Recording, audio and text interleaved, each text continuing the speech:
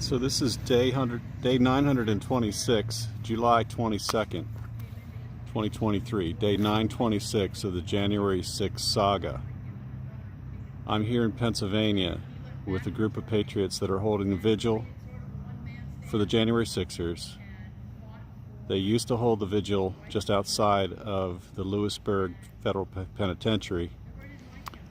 This is a few miles away, very nice little spot where we can do this peacefully without bothering anyone and without being bothered. So this is the first time I've been able to come and join this group.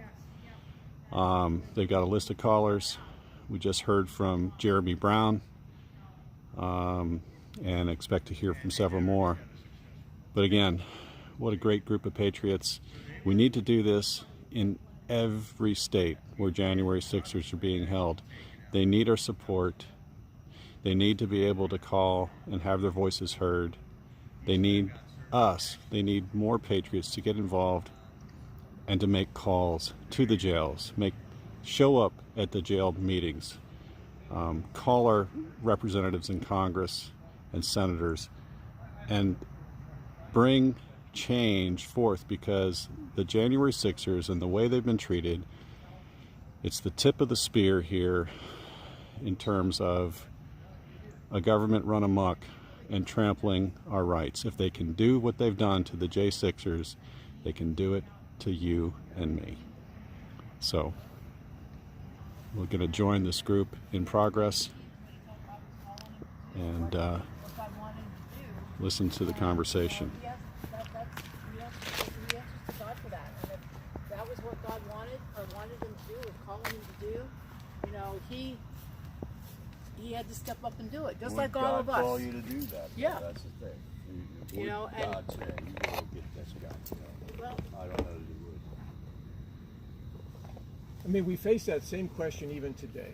Maybe not with killing someone, but like my church, for example, basically doesn't want us to be involved in politics. I can't go that route, so I disagree with our elders on that one. I disagree with them big time. But there's other churches that do, make a stand. And it's quicksand. Yeah, it is. It is. But we have to do what our conscience tells us to do before God. Yeah. I thought about that on the drive up here. How do we get our churches more involved in this issue? Do you have thoughts around that, Roy? What we're going, I mean, there's about a third of our church, it's a small church, are patriots.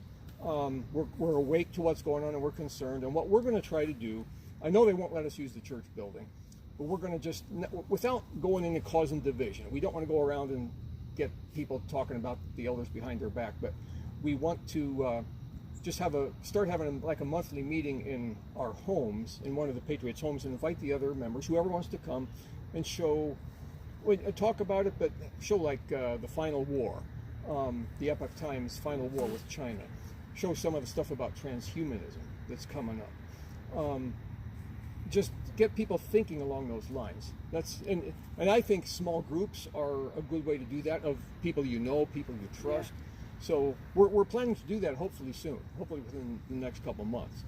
And if we're meeting in private homes, and we're not going to say anything negative about anybody else in the church, Right. That's not our place. It's a different thing than church. Right. Yep. It's It's an educational, informational gathering. because we know that certain, like especially some of the elderly folks in our church, some of them are really concerned, but they have no idea what to do, and they don't want to talk about it in church. They feel they shouldn't. So, Right. but that's every church, every group of people is different. Yeah. But may God give us wisdom as to what we can do to help make other people aware in the right way. I think that's got to happen a million times in this country. Ben Franklin had a group of 12 people that he met with. Yeah, I think he called it the junta, and each family would host a dinner once a month. Oh, I didn't know that. That's 12 really cool. prominent families wherever he was living, and they would determine where they were going to gather up some money to help any type of a low-down individual, or to start up a fire company, or civil projects, basically, before there was any structure to have civil projects completed. So I think, like Northern Neck Patriots, man, I respect you guys for that. I'm jealous that you have that, and I don't have something like that in my home. Well, I worry that we're not reaching enough people. I mean, we've got a lot of really, really activated patriots that are there and fighting, but I feel like we need to be exponentially reaching out to more and more people. And I think what you were talking about is the awareness part of it. Everything that we talk about at these vigils are things that people need to know about. Right. Yeah, amen. What I was starting to tell you earlier about the fire chief coming to the local school, Oh, yeah. second graders, and he finishes his conversation or his talk and says, does anybody have any questions? A little boy raises his hand and asks a question about, what do they wear at some question, just general question. He answers it. And then another little kid, a little girl, raises her hand. He calls on her, but she turns to the little boy and says, you're supposed to ask him what his gender preferences are. You're not supposed to call him a him because you don't know that. Whoa. Wow. So What was his response? I don't know any more than that. That was really about as much as we heard. But if that's the level of indoctrination that they're getting as second graders at this point, First and kindergarten. Yeah. That's a It total goes all the way down. reprogramming, It is at second grade. and that's what the transgendered philosophy ideal is. It's unbelievable. It's not true. It's not science. It's not anything. It's anti-God. It is. It's calling God a liar, basically. Yep. So is climate change. Climate change is calling God a liar. He says he's going to keep this going. That's right. And that's, if anything, that's one thing in common with everything. The multi-front war that we're in right now. J6 is one thing out of Yeah. 20. It's part of Right it's now. part of the whole pie. It is, but it really illustrates the ability of the government to shut down a whole segment of the population and make everybody. If we allow the government to become as evil as they are. Right. You know? I mean, there's a whole group of people that rally against abortion, but they're not hanging out at J6 rallies, and we're not going to. Yeah. I don't know. We've been divided up into all these different incarcerated individual at factions. Citrus County, Florida. This call is not private. It will be recorded and may be monitored. If you believe this should be a private call, please hang up and follow facility instructions to register this number as a private number. To accept this free call, press 1. To refuse this, thank you for using I think you got to turn the mic on. You may start the conversation now. Hi, hello, can you hear me? Yeah, Jeremy. Yeah. Hi. Lima Charlie. Hi, I can hear you. I can hear you. Yeah. At the end of your other call, we had a lot of echoes and interference, and I don't know whether there was stuff that you were saying that somebody didn't like, but yeah, it's like a lot They of don't like echoes and anything I yelling. say. What? So they don't like anything I say. Okay then. Well, the question that we were It's gonna like I tell people.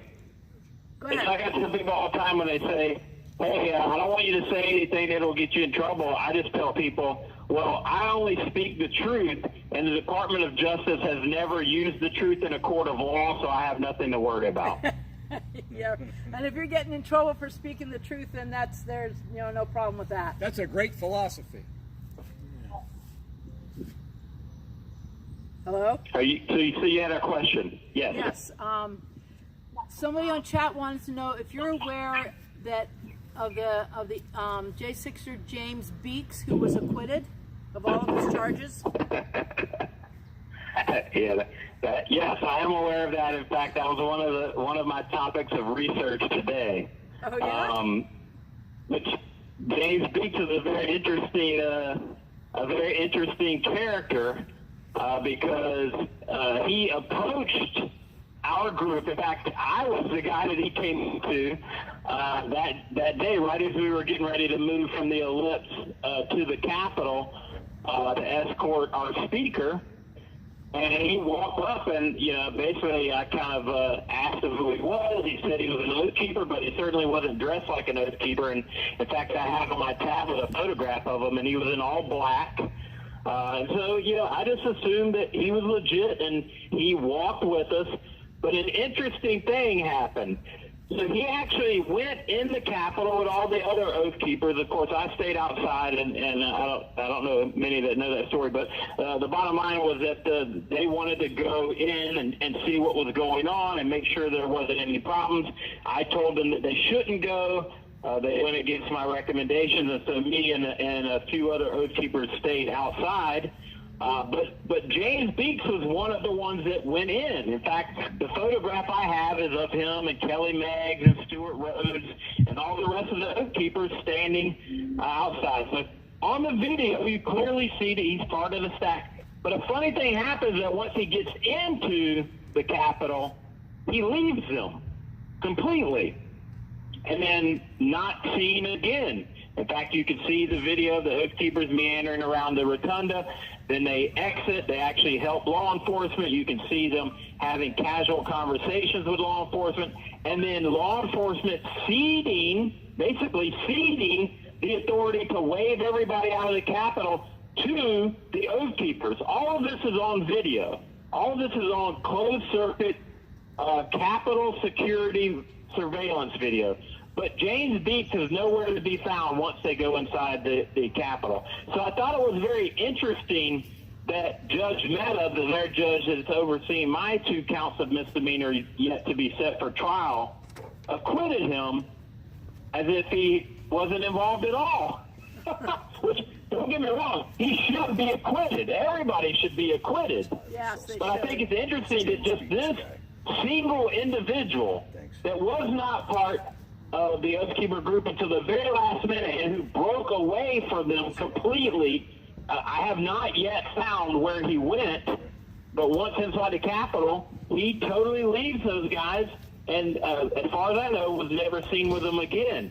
So it's a very interesting circumstance, especially when looking through the search, the staff of his case file.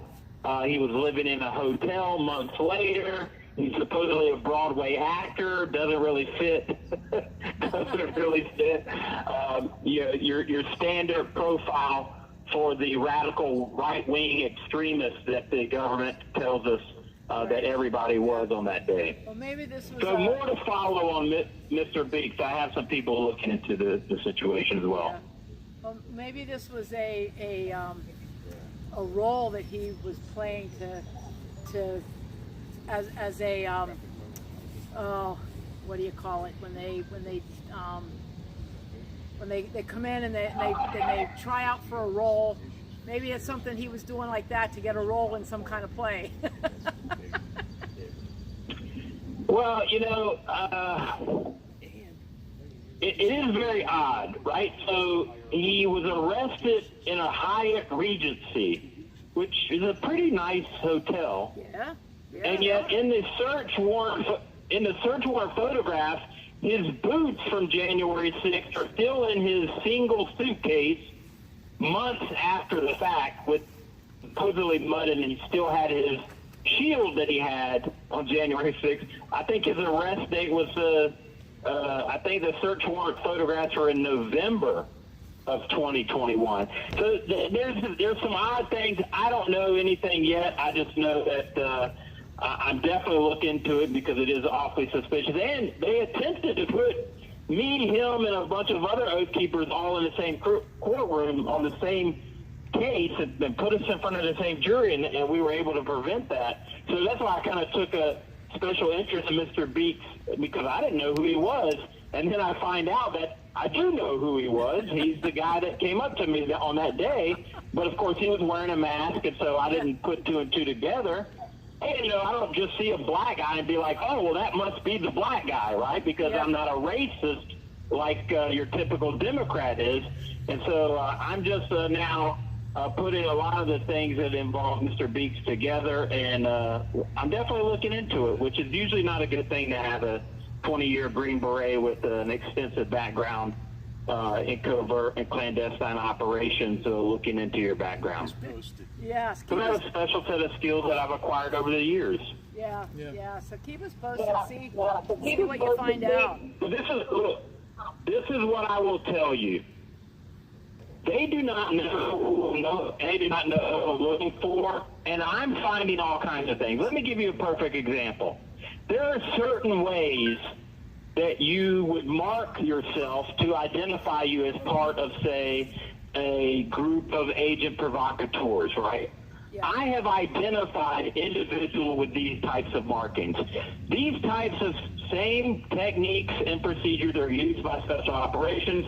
They were used during the Orange Revolution in the Ukraine, which is, funny enough, Orange is one of these clandestine marker patterns that I am finding in some of these videos. I just read an article not long ago that said in another defendant's case, it was revealed that there were Ukrainian intelligence agents in the crowd, as well as all of these FBI confidential human source people. And one of the things that the government is definitely trying to prevent me from having access to are additional documentation, additional video, additional photographs. Half of the videos and photographs that I do have possession of, I can't open because there's some kind of weird file profile or whatever. So the bottom line is that they're hiding things, and it's one thing to hide it from the average American citizen who doesn't have a background in this type of stuff. It's a totally different set of problems to try to hide it from somebody like me who has plenty of time on his hands that can slow the video down real slow, because I'll just come back again next week. Yeah. Well, you keep looking. Is there a Well, and Patriot we group should down there? all be looking, Yes, right? we should, I mean, yep. Amen. we should be demanding of our public officials for transparency. We should be asking them, why are they hiding these things, right? We should be asking the Department of Justice that if secret encrypted text messages are enough to convict oath keepers of attempting to overthrow the government, why are they not good enough to convict the president and his son of treason and bribery? Because they're the exact same platforms being used, and yet they are attempting to cover up crimes that these so-called text messages are apparently revealing. And so there are a lot of different evil shenanigans going on, and we as a people have to demand truth and transparency in our government, because they work for us, not the other way around. That's right.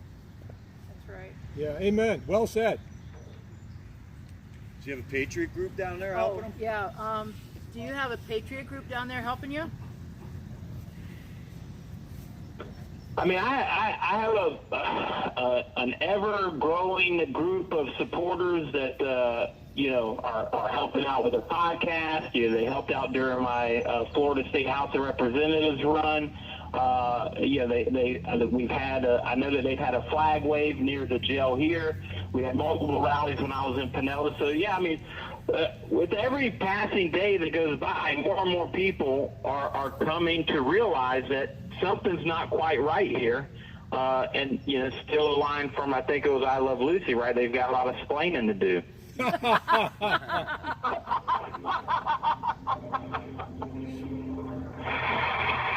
Wow. Yeah.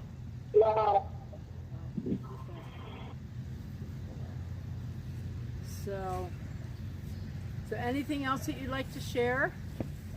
I think you have a couple minutes yet. Well, what do we need? What does he think we Yeah, need? well, I mean, Jeremy, yeah. Steve wants to know, what is it that you think we need? You want to ask the question? Yeah, Jeremy, I know other people that have stashes of evidence, video evidence, but we need like computer people, or who do we need to put this all together? Who do we need to recruit right now to take this down the path a little more? Well, yeah, I mean, I think we need discerning eyes. We need to have, guys with backgrounds similar to mine, law enforcement backgrounds, special operations backgrounds, that can know what they're looking at. And I'll give you a perfect example. I was talking to a reporter who was looking deep into the whole mythical QRF, overthrow the government scenario. The reality is that QRF that was stationed in Virginia was a 65-year-old man guarding weapons that were left legally because it was illegal to have them in D.C. And this is the problem that the government has.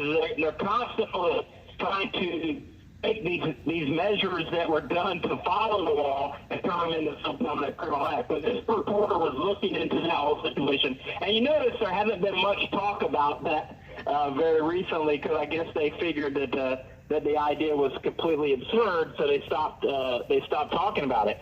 But he sent me some photographs, and he said, hey, I had these photographs sent to me by somebody, and they look suspicious to me. What do you see? And it was basically a bunch of military-age white males. I think there was a couple of Hispanic guys. But this is one thing that most of your special operations guys will tell you. You can pick out military guys very easily, because as hard as they try to look like civilians, they look nothing like civilians. And so when you have a whole group of them standing around with their hands in their pockets, they all look exactly the same. And that's what this photograph was of. It was about 5 or 10 guys all wearing military-style boots and weren't in any uniform. But like I said, they're not good at looking like civilians, so they kind of were in a uniform. I would describe it as the military guy trying to look like a civilian uniform. And so they've all got their pocket knives in the same places. They're all wearing the same style boots. They're all wearing the same similar style jackets and this and that. But they're in civilian clothes, and they're just standing nearby the Capitol. And he said, this photograph sent me, and said the time frame was right around the time of the original breach. And so the question would be, who are these guys, right? I mean, if they're not law enforcement, or else they would be up there in the frantic melee that we're all told was happening, right? No, they're just kind of it's like you're staged, waiting for something. And so little things like that. I mean, there's thousands of photographs. There's hundreds of hours of video. And to have people that have an eye and know what they're looking for, look at these videos, that's really what we need to do. So, I mean, if you've got a law enforcement buddy or a military buddy, and you've got your hands on some of this video, have them take a look at it and start asking questions. And you should be looking from the perspective of, we know that they're lying. They've proven it to us time and time again. And so with that perspective, how do these things look? And you'll be surprised at what you might find. All right. Okay. Well, I don't have any All right, friends. so we're going to be getting cut off here. What? But thank you very much for giving me this opportunity. We're about to get cut off. Yeah. And, we just got to keep looking for the truth. And then once we find it, we need to hold them accountable to giving us some answers. Thank you for using Securus. Goodbye. That was very eye-opening. Jeremy Brown. Very helpful. That's what we need. We need more patriots to stand up with a law enforcement background. And the military. I mean, he's the ideal guy. That's what we're looking for. So if anybody on the chat knows any